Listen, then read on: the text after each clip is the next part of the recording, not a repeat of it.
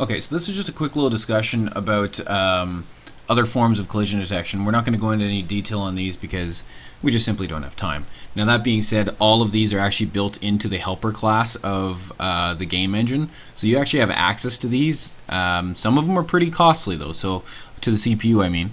So be careful about using them, especially the polygon collision tests and stuff like that. So basically, point to line is if I have a line defined by two endpoints, and I have another point, does that point physically lie on that line segment? That's what point to line is. It's actually a fairly intense test, but not too bad.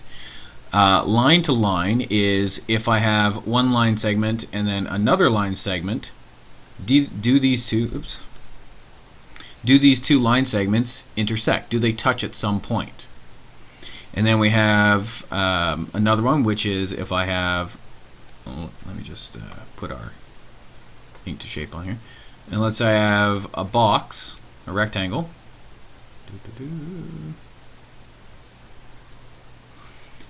Does my line intersect with that box at any one point? Could intersect with more than one. Just does it touch it?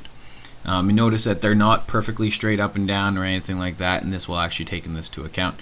And then finally, polygon. Well, what is a polygon? A polygon is any shape that is made up of vertices, made up of points, basically a connect the dot type scenario. So it might be made up of a triangle as a polygon, but there's more complex ones, maybe something like this, where it's maybe, where we just connect the dots, come from here to here to here to here to here.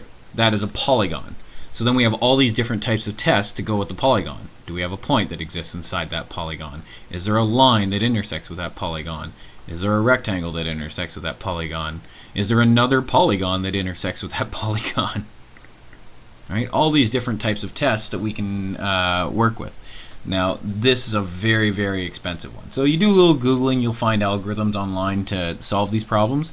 Like I said, it's outside of the scope of this course, but I do have this functionality built into the helper class of the game engine. So just type in like helper.intersects.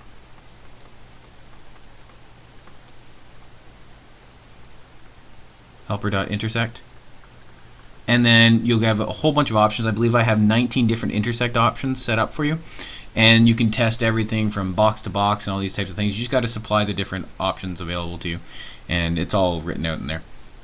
But in any case, that's all your different options. What I do need to mention though is if collision detection is one of your objectives for your final ISU assignment, you can't be using the helper versions of them. So you have to use your own algorithms. Even if you're using the ones that you create from my other videos, that's fine, but you should not be using helper.intersect. I can't give you credit for code that I wrote for you. You're just using it, right?